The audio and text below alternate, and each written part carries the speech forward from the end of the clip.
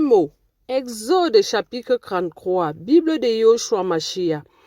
Yahweh donc dit à Moshe, va, monte d'ici, toi et le peuple que tu as fait monter du pays d'Égypte, au pays que j'ai juré de donner à Abraham, à Isaac et à Jacob, en disant, je le donnerai à ta postérité.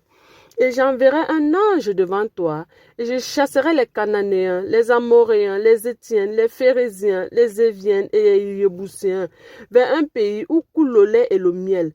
Mais je ne monterai pas au milieu de toi, parce que tu es un peuple au cou raide, de peur que je ne te consume en chemin. Lorsque le peuple entendit cette parole de malheur, il prit le deuil. Et personne ne se revêtit de ses ornements. Alors Yahweh dit à Moshe, dis aux enfants d'Israël, vous êtes un peuple au cou raide. Je monterai en un moment au milieu de toi et je te consumerai. Maintenant donc, ôte tes ornements de dessus de toi et je saurai ce que je ferai. Ainsi, les enfants d'Israël se dépouillaient de leurs ornements vers la montagne d'Horeb. Et Moshe prit une tente et la graissa pour lui hors du camp, loin du camp, et il l'appela la tente d'assignation.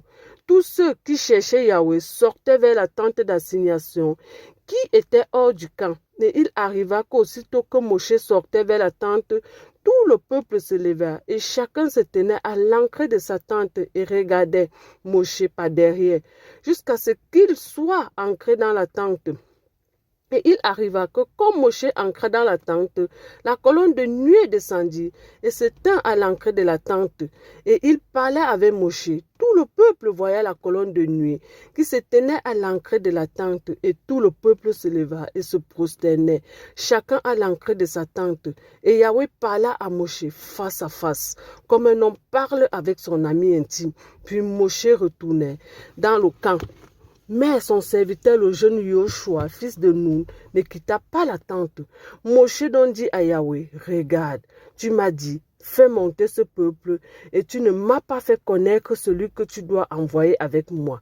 Tu as même dit, je te connais par ton nom, et aussi tu as trouvé grâce à mes yeux.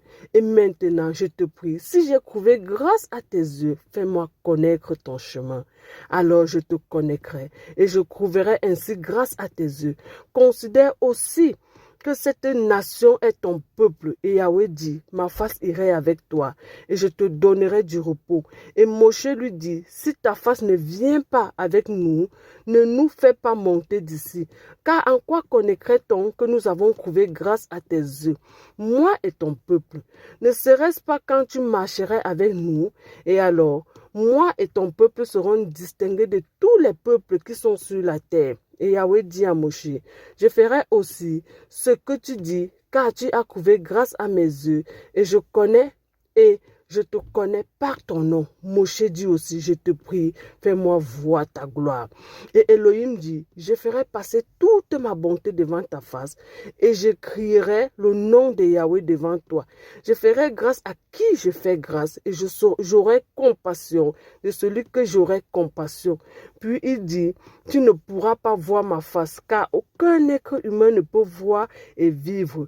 Yahweh dit aussi, voici, il y a un lieu près de moi, et tu t'arrêteras sur le rocher. Et quand ma gloire passerait, je te mettrai dans le creux du rocher, et je te couvrirai de ma main, jusqu'à ce que je sois passé. Puis je retirerai ma main, et tu me verrais pas derrière, mais ma face ne peut être vue.